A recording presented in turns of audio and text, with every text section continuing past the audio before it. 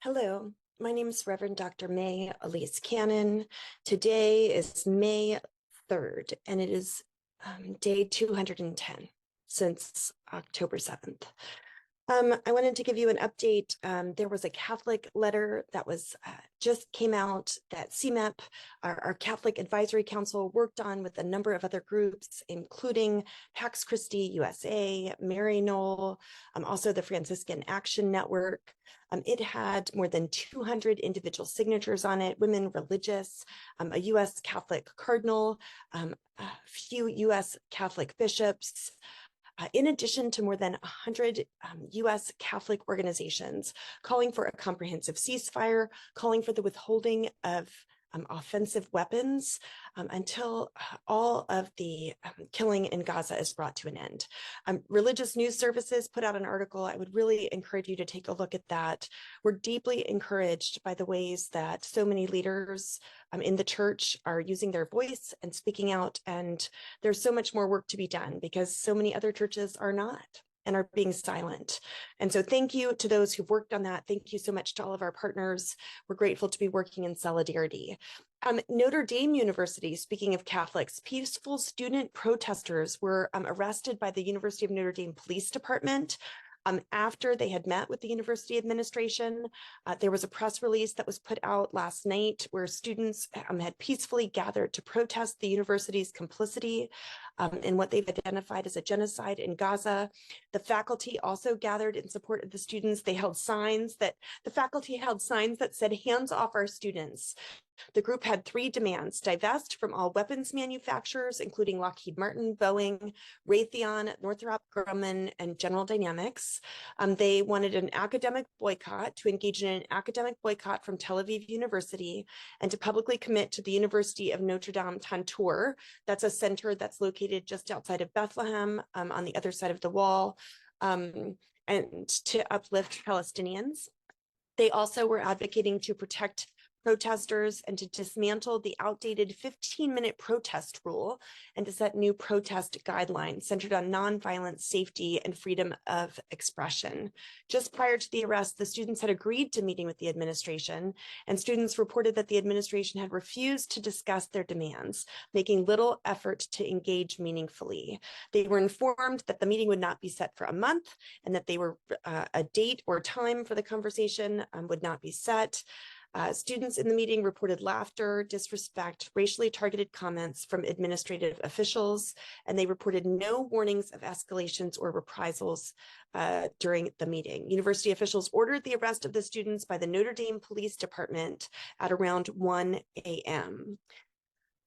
Seated students did not resist arrest, and then the police grabbed a demonstrator, filming the arrests using aggressive force. They shined lights in their eyes.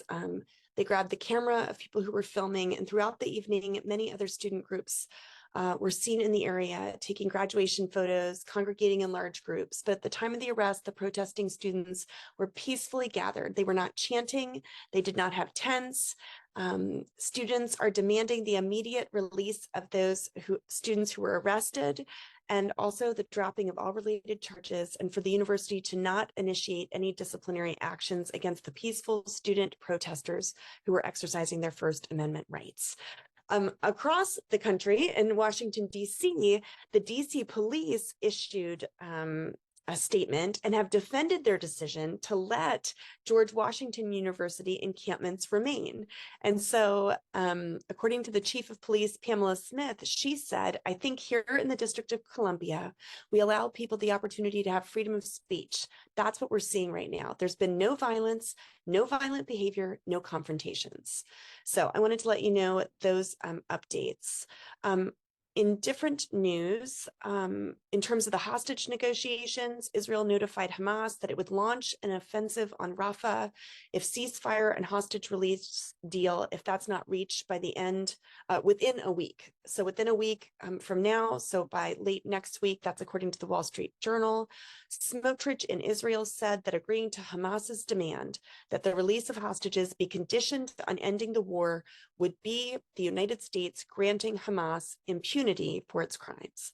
In Gaza, senior Israeli officials are weighing a post-war plan for Gaza in which Israel would offer to share the oversight of the Strip with an alliance of Arab countries that would include Egypt, Saudi Arabia, the UAE, and the United States. The New York Times reported that. And Israel would ask for normalized relations between itself and Saudi Arabia. That's a huge economic incentive for Israel. Netanyahu's office declined to comment. The Saudi normalization deal with Israel would likely only happen if Israel agrees to exit Gaza completely, to freeze all settlements in the West Bank, and to embark on a, quote, 3 to 5 year pathway to establish a Palestinian state in the occupied territories. That's according to Thomas Freeman in his New York Times article. He apparently is a confidant of President Biden. He added it was clear to the US and Saudi officials that Netanyahu is unlikely to agree to such terms. It's important to note that a ground invasion in Rafah would put the lives of hundreds of thousands of Gazans at risk. You know, there's more than 1 million Gazans displaced in the Rafah area right now. According to the health ministry in Gaza, the death toll is at 34,622 Palestinians, and those wounded is at 77,867. The International Criminal Court prosecutor Khan issued an unusual warning that the court's independence and impartiality are undermined when individuals threaten to retaliate after Netanyahu on Tuesday called the possibility that the Israeli military and political officials would face arrest warrants a scandal and an anti-Semitic hate crime. In the West Bank, the UK announced it's imposing sanctions on a far-right extremist Israeli group called Lahava and 4 Israeli settlers for violence against Palestinians. And Shin Bet in Israel arrested an Israeli man who is suspected of murdering a 17-year-old Palestinian after, you'll recall that 14-year-old settler youth, Binyamin Ahmer, who was killed in the West Bank last month. It's believed an Israeli man killed a 17-year-old Palestinian in a subsequent killing. In Israel, the Security Cabinet postponed the vote that we talked about yesterday on banning Al Jazeera, a move that's intended to encourage Qatar to pressure Hamas in terms of the hostage release deal.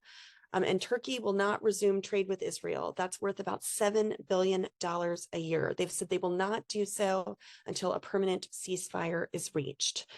Israel Finance Minister Smotrich claimed that he had trusted information that the Turkish government representative they're involved in truce talks between Israel and Hamas, adding that Israel must decline any contact with the, quote, anti-Semitic Turkish President Erdogan. Escalations continue between North Israel and South Lebanon with Hezbollah. A French draft proposal for a ceasefire between Israel and Hezbollah includes the withdrawal of Hezbollah forces 10 kilometers north of where they're located of the Litani River.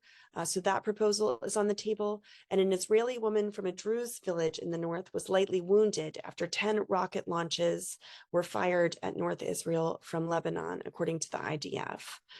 Iran, Iraq, and Syria, there have been some dynamics there. Iran did release the crew of that vessel that was seized prior to the escalations between Iran and Israel, but they still have control of the vessel themselves.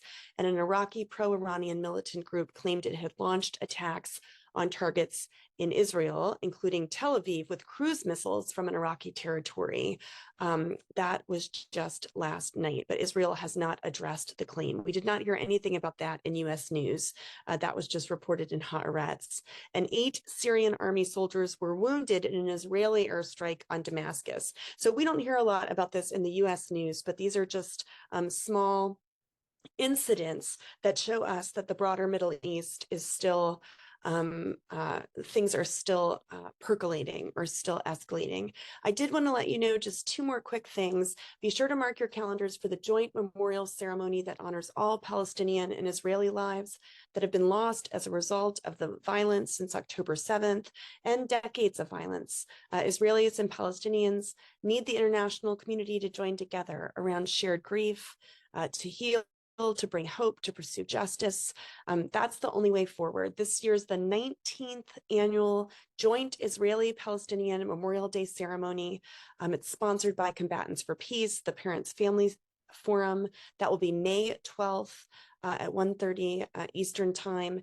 This takes place on Israel's Memorial Day. It's a day that Israel remembers the lost who've died in war and violence, but traditionally the Palestinian narrative is completely ignored. The joint memorial ceremony offers a new path: respect, empathy, freedom, and peace. So as we enter into the weekend, Shabbat for Jews, a holy day for Muslims, pray for peace. This is also Orthodox Easter weekend. Tomorrow is Holy Saturday, the holiest day of the Christian calendar, where the holy fire will light, representing Christ, the light of the world. We pray that a hostage deal would be negotiated, that Rafah would not be invaded, that the politicians' cooler heads would prevail, and that war would not win the day.